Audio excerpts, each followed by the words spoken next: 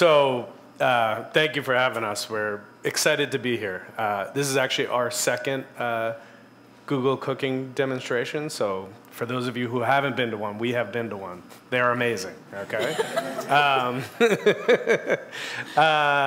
Yeah, so like you said, we own Rich Table.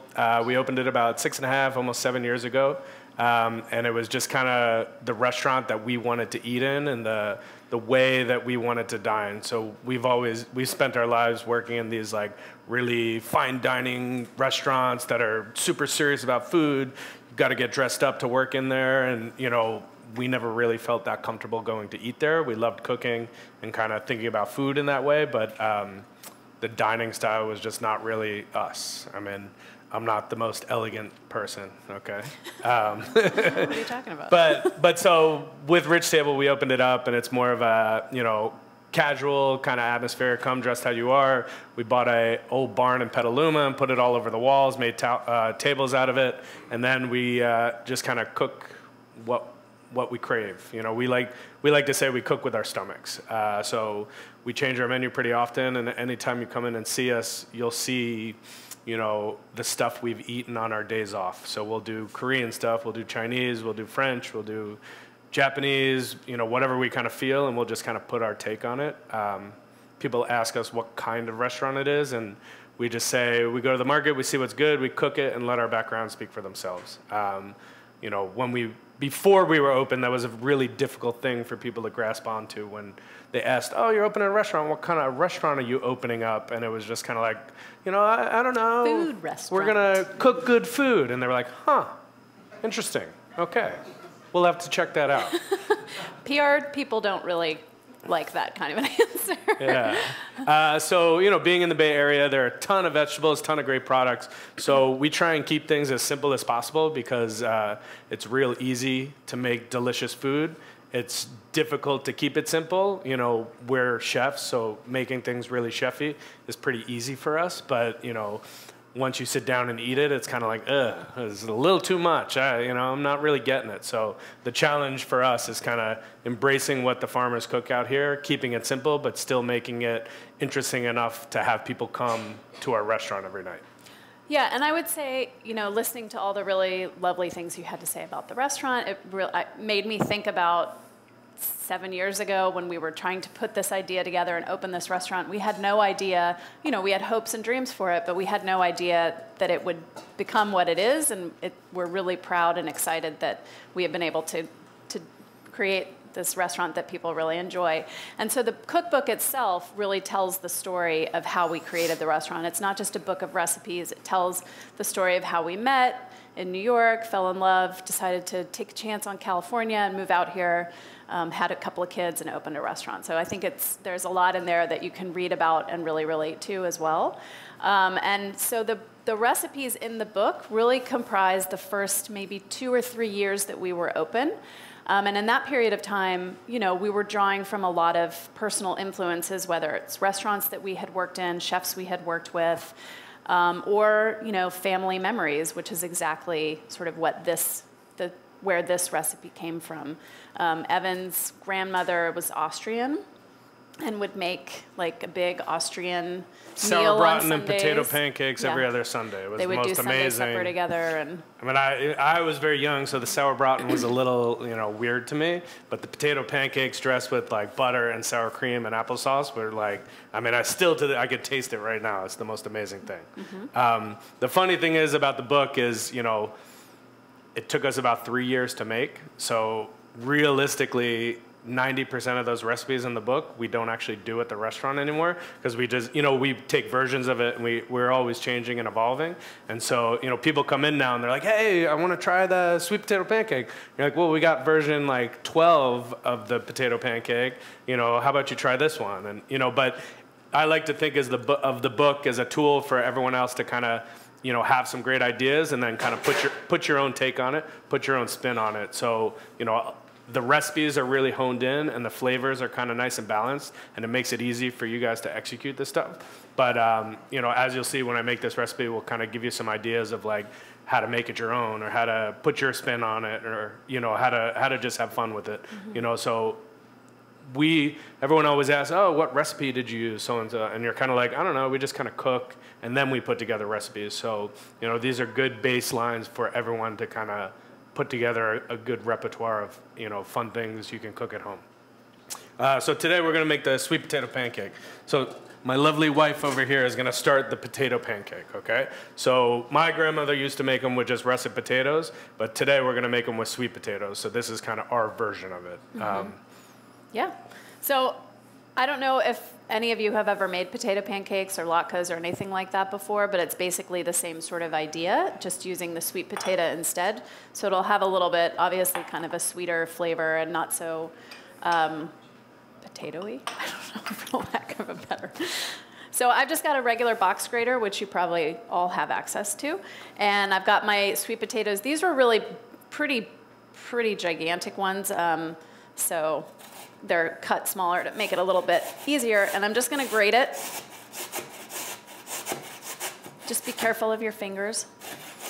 So we're doing it with sweet potatoes, but go to the market, see what potatoes are available, and use those. So white potatoes, little creamer potatoes, any kind of potato you want, and you can even go as far as like, oh cool, it's winter, they have a bunch of root vegetables. I have kohlrabi, I have radishes, I have daikon radish, something that kind of looks like a root vegetable like this, you can make this cake with, right? So this is an ingredient you can kind of mix and match and make it your own as well. With my grandmother's version, she also did the potato and then took a Vidalia onion and grated it the same way and mixed it all up just to kind of bring another level of sweetness to it. But with the sweet potato, the sweetness is there, so we excluded the onion so it isn't overly sweet. All right, so I'm just going to throw the sweet potato into a bowl. And I've got a couple of things I'm going to add to it. I'm going to crack this egg and just whisk it a little bit.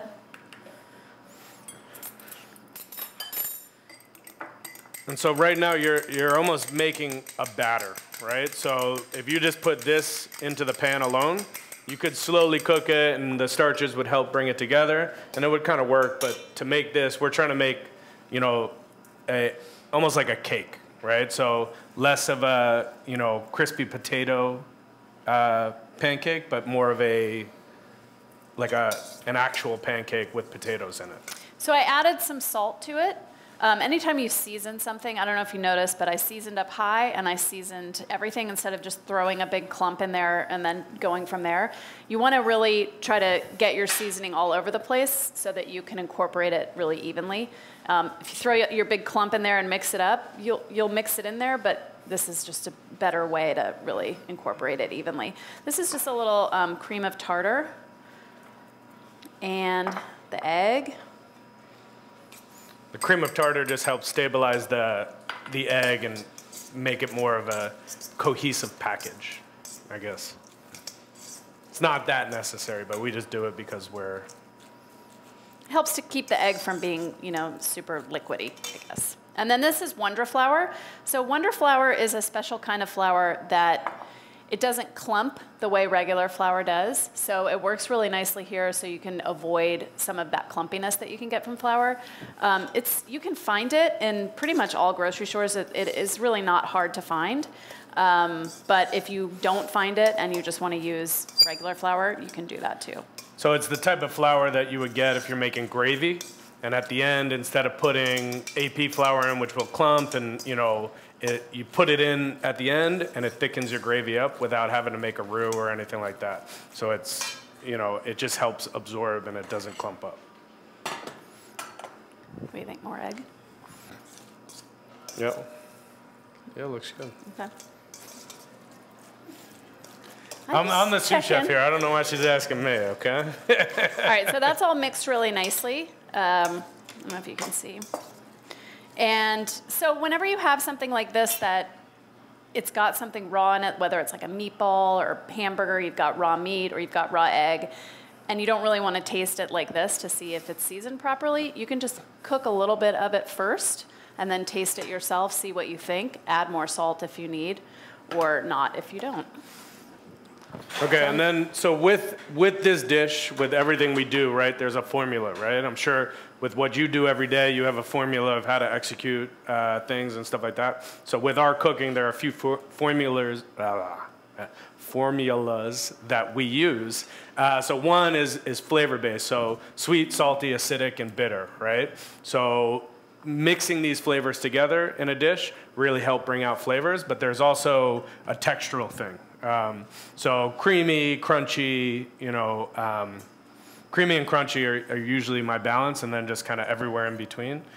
So the potato kind of has a mix of all that, but we're also going to add another layer of it with some potato chips, okay? So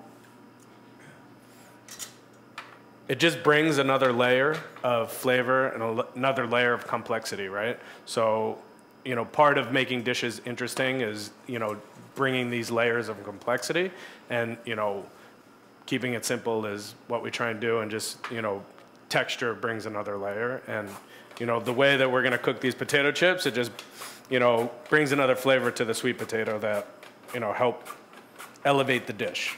So I'm just slicing these on the mandolin. So basically making sweet potato chips real simple. I mean, it's very easy. We got a pot of oil on the stove. That's probably about low to medium high. 350. About. 350. You don't want to go too hot because it'll burn the chips. So sweet potatoes have a lot of sugar in them. So too hot on the pan, too hot in the frying oil will burn them really quickly. So you want to kind of go low and slow. And so, the oil is just barely bubbling when I drop everything in there. And so it'll be perfect.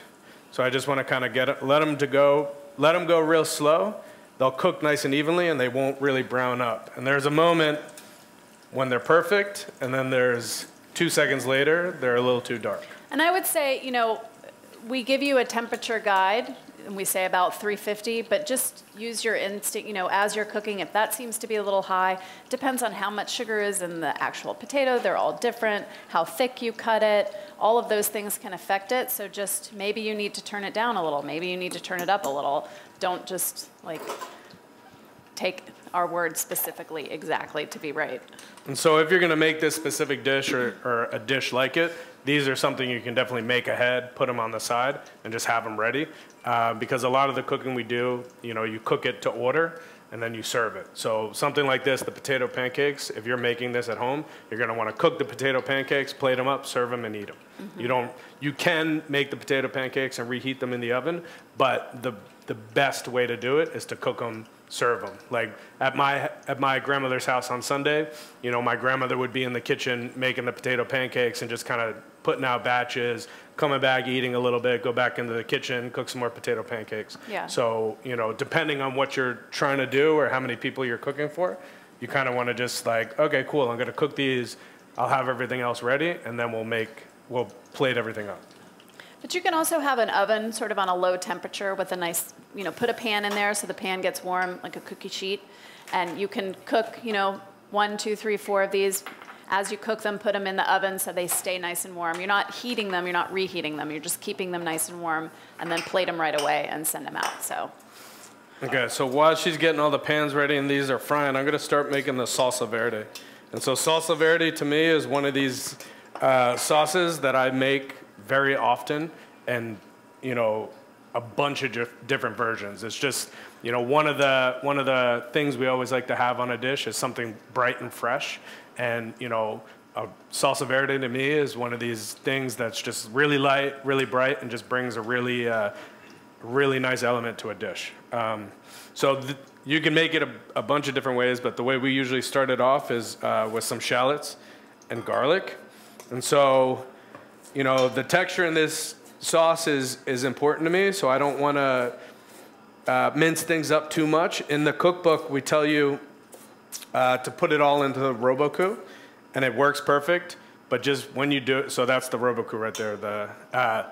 So when you do it, you just want to get everything in and kind of quickly pulse it, and not break everything down too soupy, okay? So I like to do it by hand, and I think when we made the cookbook, we were just trying to think about the people who are cooking at home. But if you're not making too much of this or cooking for too many people, doing it by hand is really easy, and it shouldn't be a problem. So I just mince up some shallots. I'm going to stop you while you're doing that. Yeah, go ahead. I'm going to go ahead and start cooking the pancakes. So I've got a little bit of olive oil and butter in the pan. I put the olive oil in first, just to kind of, I'm warming up the olive oil, but it's also keeping it kind of a low temperature so that when I add the butter, there's less of a chance that I'm going to burn the butter. I don't want to get really color on it. That's not, I mean, that can be really good flavor, but that's not really the flavor I'm looking for here. But the flavor of the olive oil and the butter, you know, will be nice with the pancake. So I'm just going to put some of the mixture in there, adjust my temperature. A lot of cooking is really just about adjusting temperature. You're constantly like, oh, it's getting a little too warm, it's browning on the edges, or it's not warm enough, I need to go up, I need to go down. Just, you know, constantly, don't just turn on the stove and walk away and say, that's right, you're constantly looking and adjusting. Okay, back to you, Evan. And so for me, with this salsa verde, so in my mind, salsa verde is a raw sauce, okay? So we do raw shallot, raw garlic, and raw garlic in it is really nice because it just has this spice and this kick to it that really kind of brings a nice element, and it works really well with this dish. And so in the cookbook, there's an actual recipe. So I usually just throw it together and taste it. So just read the recipe. And then for this one, we're going to do some raw arugula. And so this is just, you know, arugula you can find anywhere. You know, I suggest you go to the market and you kind of taste through and find the spiciest one that works really well. But we also make salsa verdes with cilantro. We make it with kale. We make it with cabbage. You know, it's more of a way to use raw green vegetables that kind of help bring a nice element to a dish. It's a really nice sauce to use on steak, pretty much anything. potatoes, steak, chicken, like we actually vegetables. just put a new version of this dish on the menu last night, and it's not a potato pancake, but it's roasted young potatoes that we got at the market with a really sour cream potato puree on the bottom, a little salsa verde trout roe, and then potato chips. You know, so it's this, but kind of taken apart and put together. The flavors all the same. We have another recipe in the cookbook that's a roasted cauliflower that's got a bone marrow salsa verde and kumquats. That's really nice too. And so you want to chop it up nice so it becomes a nice sauce, but you don't want to go too much because then all of a sudden it turns into mulch and it starts tasting like long clippings and stuff like that. And the idea is it's not the flavor you're looking for. Yeah, well the idea is you're using all this raw fresh ingredients and you want to taste that raw fresh ingredient, right? Like arugula is amazing, you know, that's why you put it on everything. But if you cook it, the flavor goes away. If you chop it up too much, it tastes like grass. And so you don't want to chop it up too much, but you want to chop it up enough so that when you add all the olive oil and stuff like that, it comes together like a sauce. So then this other green is parsley, and this just kind of brings a nice, you know, a nice green flavor. So for me, parsley is just this like, when you say something green, it's like I think of the flavor of parsley. Like actually one of the restaurants I used to work at, we used to make a parsley sauce that we would call chlorophyll. And it was just like we'd make it and then incorporate it into all these green purees that would just turn it green. And it was just basically like enhancing that green flavor, that green color. And it just worked really well. So this kind of helps the freshness of the dish to me. Okay, so I have parsley, arugula, shallots, and garlic. And then for this one, we're going to add dried apricots, okay? So dried apricots are an ingredient I really love to use. So we get them at the farmer's market, and it's, you know, something that they grow in California, and they dry them out, and it's a great product. And it also has this nostalgic kind of feeling for me, because when you're young, I don't know, I used to eat dried apricots. My mom would give them to me. But you these got mom and grandmom here. You're like, they'd be so proud. Yeah. And it also brings this really sweet, kind of sweet, acidic note to the salsa verde, right? So the potato pancake is really heavy, and like, you know, sweet potatoes are you know, full of flavor. You want to pull those out? Yeah.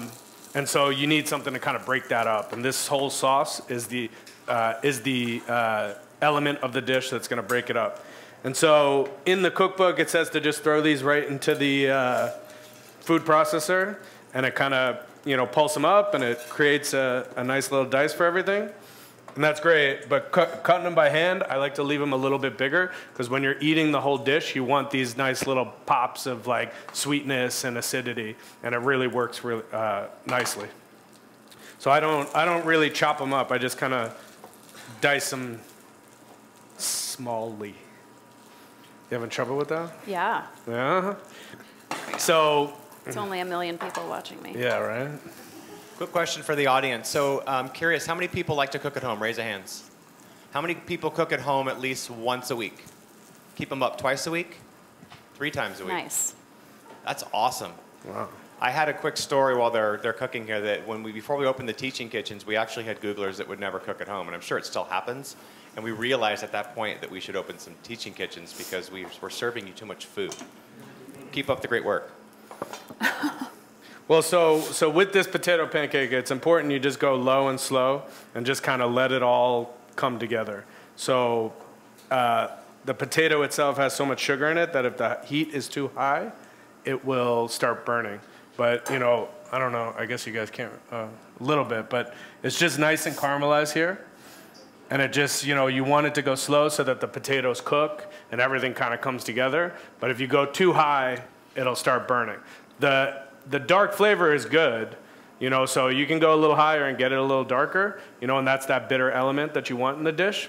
But going too fast and too far, it'll just start tasting burnt, and that's not what you want. Okay, so I have my diced apricot, parsley, arugula, garlic, and shallot. And then I'm basically just going to put it into a bowl.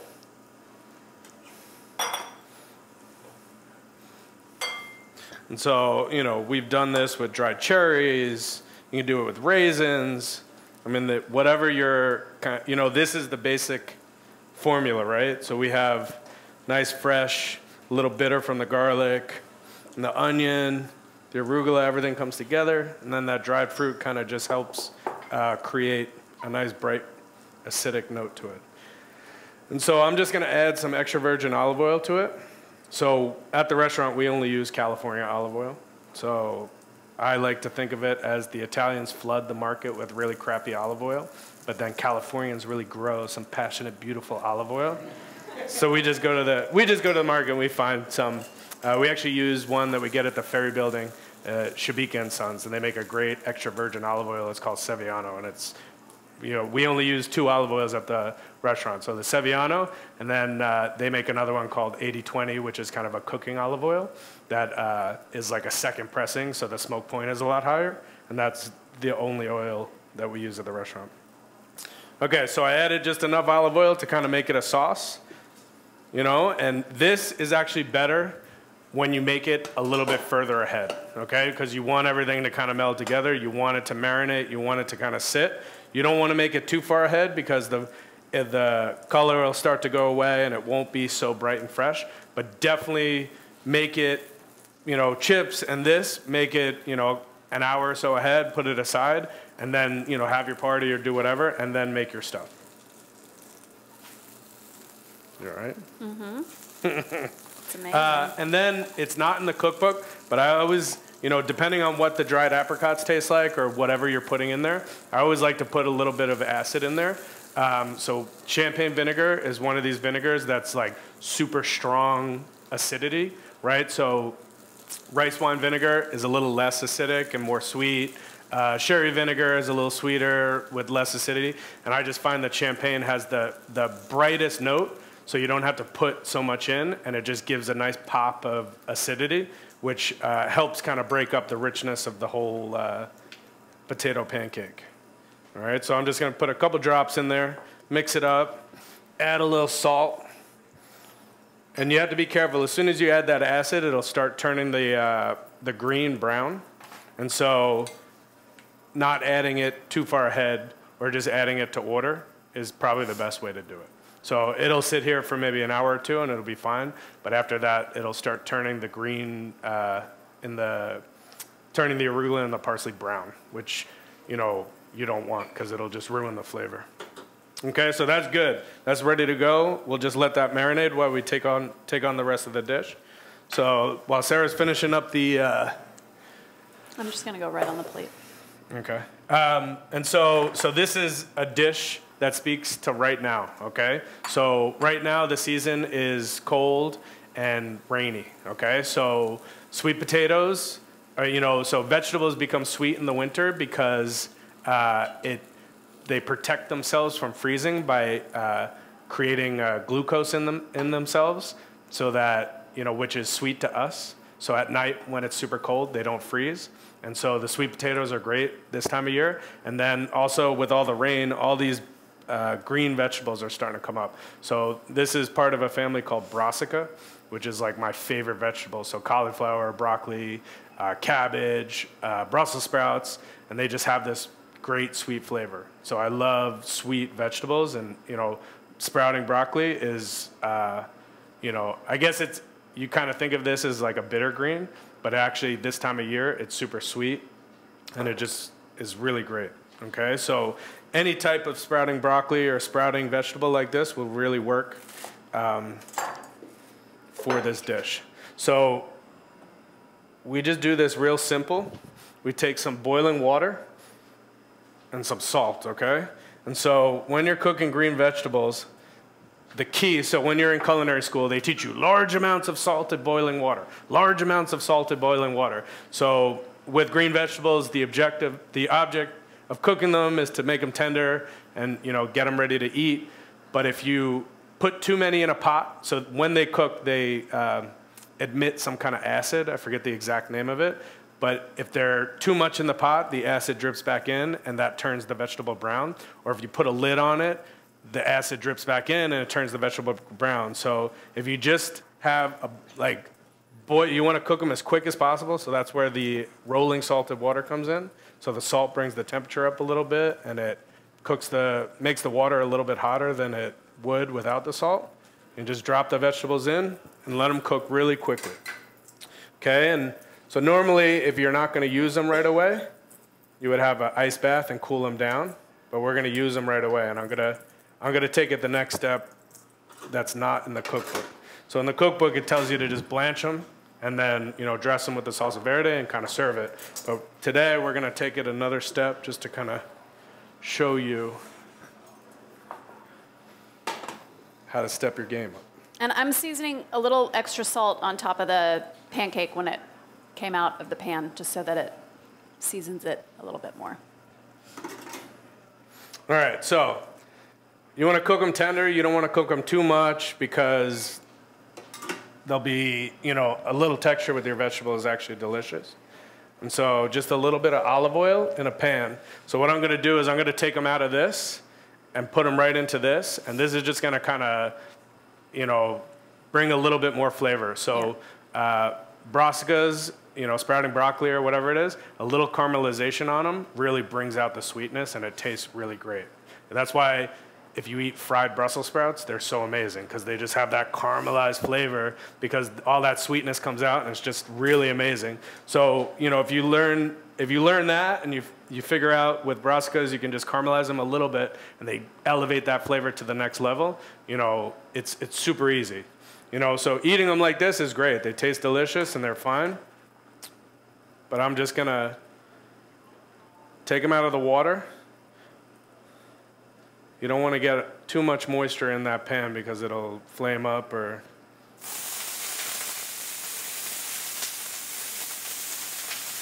And he's not cooking it in the pan. He cooked it in here. He's just wanting to get a little caramelization over there. That's why I want to go pretty hot.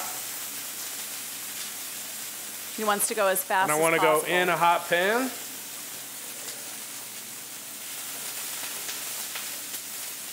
And just kind of help bring it to the next level. And just caramelize it just a touch. Just to help bring out some of that sweetness of the vegetable. Cook them a little bit further. And make them even more delicious, okay? Sorry. All right, so we're going to start creating this dish for you, okay? So, sour cream. So, for me, you know, eating the potato pancakes, I always drown sour cream and applesauce and tons of butter. And so we try and be a little bit lighter, where there's olive oil and fresh vegetables and stuff like that, and kind of think about it a little bit differently. So I put a little bit of the sour cream on it, just because that element of creaminess and richness really helps with the way the dish eats. But, you know, if you want to do a little butter, or if you want to omit this altogether, there's plenty of fat from the olive oil. And so right there, you see there's just a little bit of caramelization on everything. And it almost looks like it's burning, but it's like that's bringing a lot of flavor to it, okay? And so I'm just going to turn that down.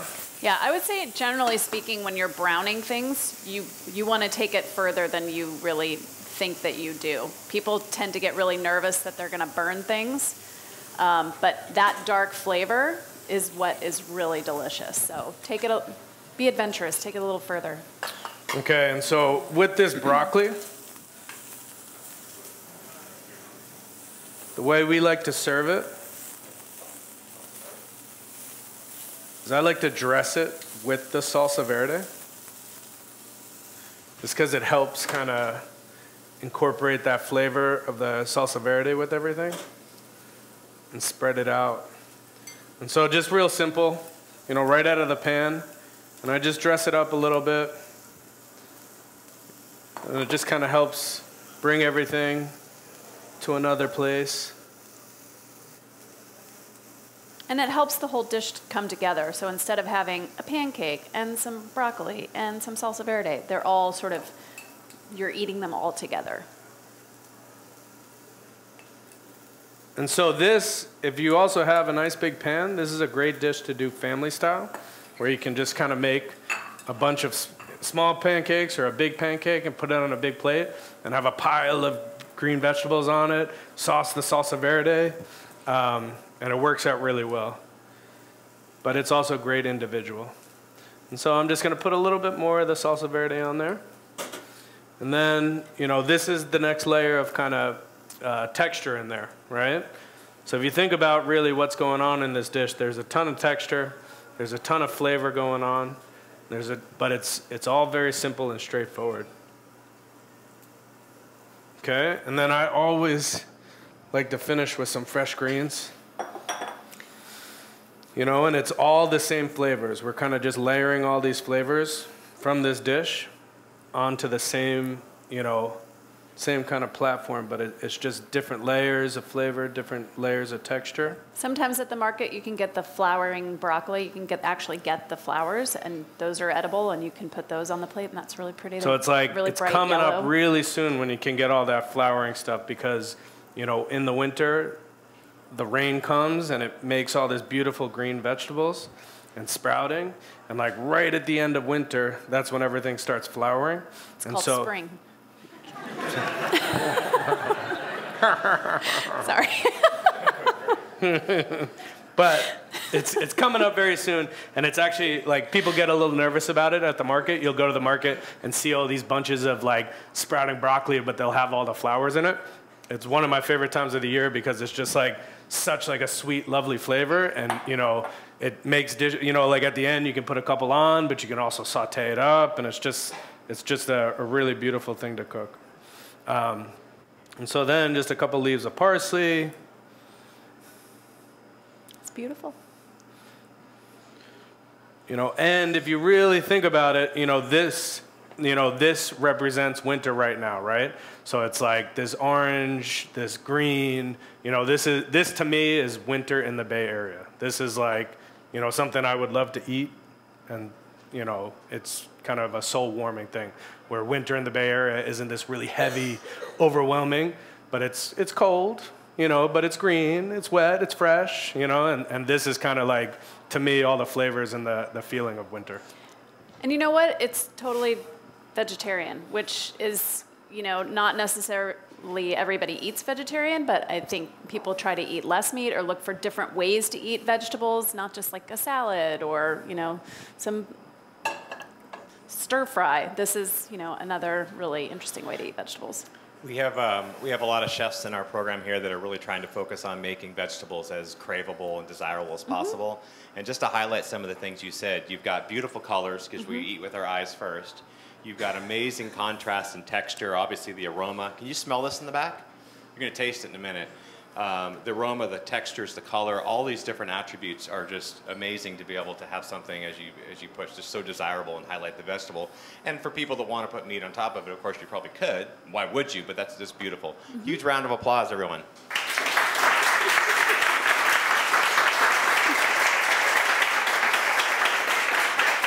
So we are going to open this up to a few minutes of Q&A. I have the first question, so if you have questions, just raise your hand, and then I'll ask the chefs to repeat the question out. So you mentioned you have children, and I don't know how old they are, but I'm interested in your current or future approach to how you're going to engage your children with food. And the reason I answer that is probably many mothers and fathers in the room, but we went through a long time where parents had to go back to work, and it was very hard for them to be able to cook with their kids. There's nothing harder than being chefs and restaurateurs and cookbook authors. How are you going to factor that in to be able to expose your children? Or are you going to be like, kids, stay out of the kitchen, find another profession? They've already got, they've got a job waiting for them washing dishes, okay? They waiting, can't just wait. waiting. I mean, I'll let her kind of go into it, but from my view of it, I mean, everyone always, my kids will never cook. No way, I'm gonna push them away. I mean, I really love what I do, and I enjoy it. I'm not gonna push my kids to do what I do, but if they're interested in it, I'm definitely gonna be excited and help them kind of navigate through and develop themselves as people who have a great career and push through it. So we have 2 boys, they're 7 and 4. And everybody always says, oh, you guys are chefs, your kids must eat so well, they must be so adventurous with their eating. No, they are children, they are picky. They're just adventurous like all with the dino children nuggets, are picky. okay? Yeah. So I guess the approach has really been, there are times where I cook more adventurous stuff and I expect that they at least try. And there are other times where, yeah, we eat dino nuggets or soup or whatever. But the thing that we really have found is that if you involve them in the process of cooking, they are much more likely to eat it. They get excited about being a part of doing that, of helping you, of having a task. It makes them feel confident and excited to be helping mommy or daddy. And then they're much more interested in eating the food. I have a tendency to cook a lot of vegetables when I'm home cooking, just because at the restaurant I eat pastas and steak, like I'm tasting all this stuff. And when I come home for the weekend, I usually cook really light stuff that we've just gotten at the market. And one day I made this cauliflower vegan salad, kind of roasted, blah, blah, blah. And I had both of the kids with me the whole time, kind of cutting tomatoes or cutting the onions and doing this. And it's a dish that normal kids and everyone, my kids included, would be like, ugh! But incorporating them into the cooking process of it, they were so excited and ate 3 bowls of it. So awesome. Yeah, that's great. How many people here have kids and involve them in the kitchen? Awesome. So any questions from the audience? I can keep going, but I want to open this up. Yes, in the back. You did the thing with the broccoli.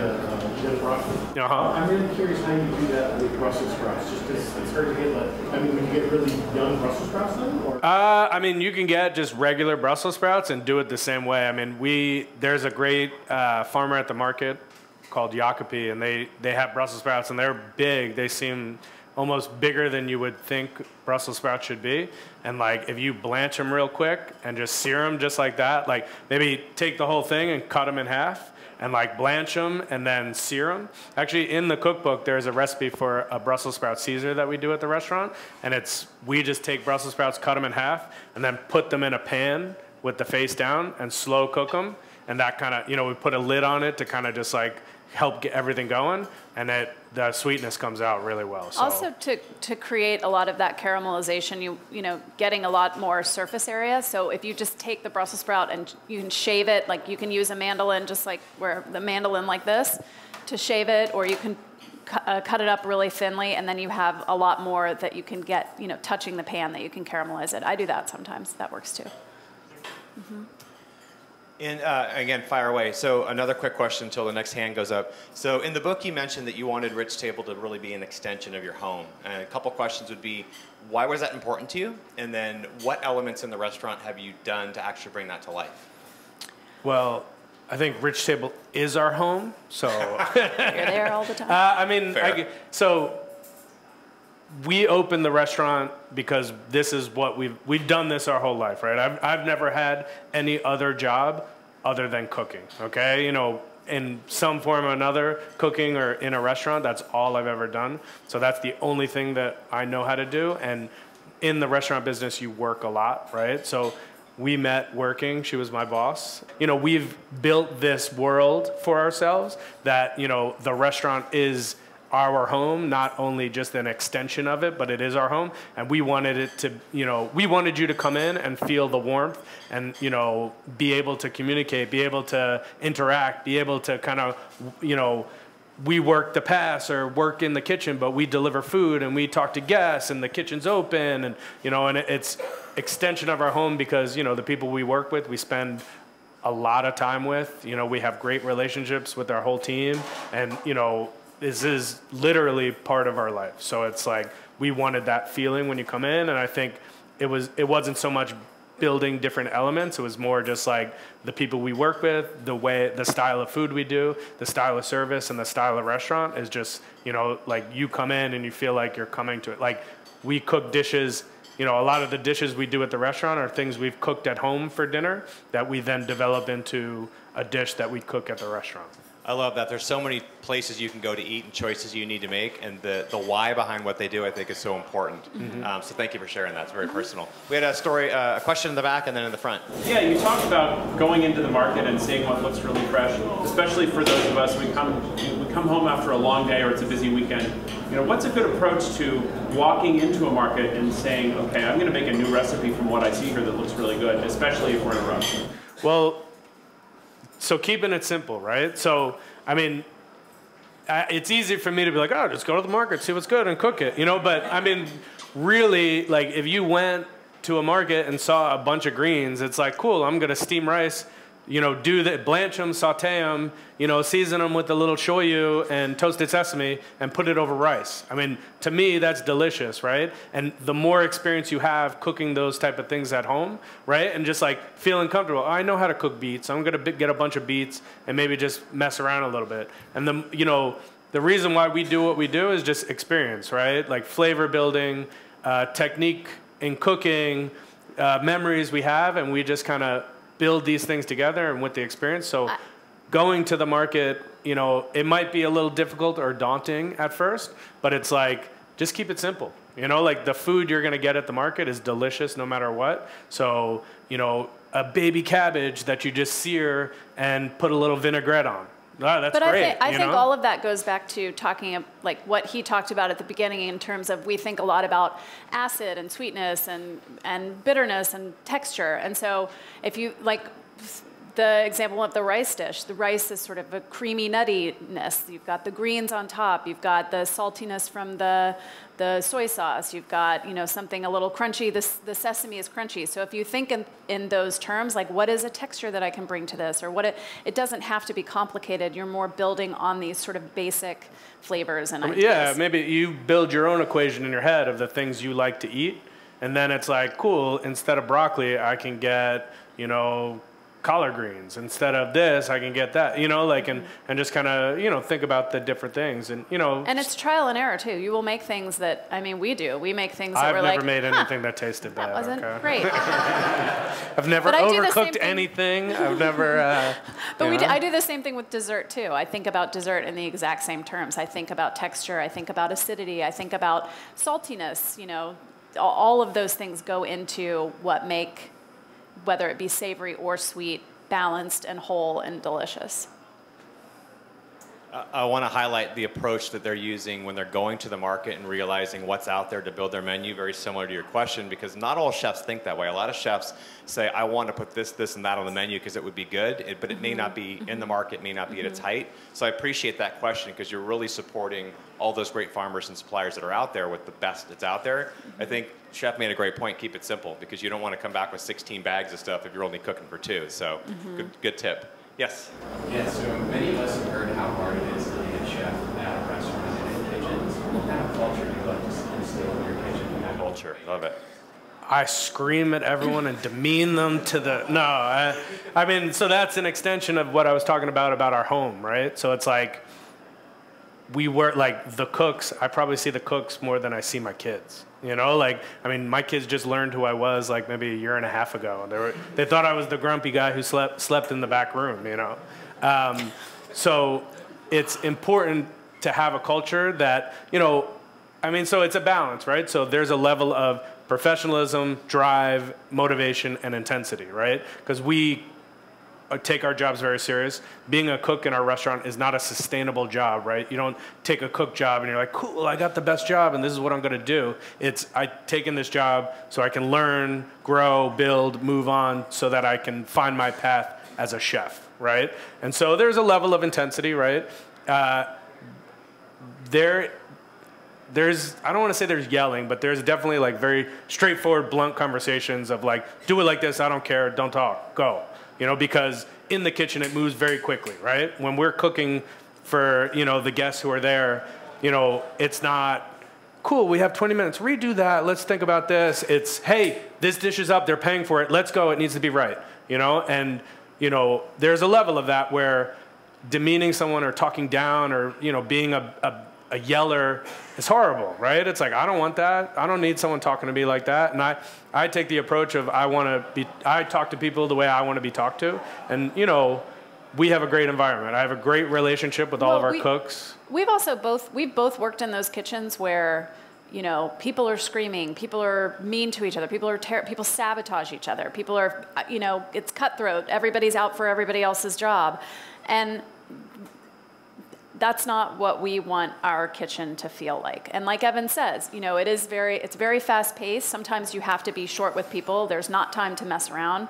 But I think, you know, that aside, I think we have created a really nice culture. We want our team to feel like a team. We want them to feel like they're working together. They're not We put a lot of against energy each into other. it because the longer people stay, the better you can build. And, you know, I always say to every new cook who comes in or, you know, a new person, you know, this is the circle. If we live in here, we're joking around, we're having fun, we're doing what we need to do, everyone's progressing. As a diner, you can sense that and you can taste that and you can feel that. I'm sure you have been to restaurants where you walk in, I know I have, and you see the kitchen and they're like, feel the stress. They you know, they're scared that they're gonna get screamed at. You see the servers who look like they hate their life. Like, a guest can feel that and taste it, and you don't want to create that for anyone. So, you know. Yeah, I mean, I've actually learned over the years that, you know, the more you focus on the inside culture and the, you know, enjoyment of the staff,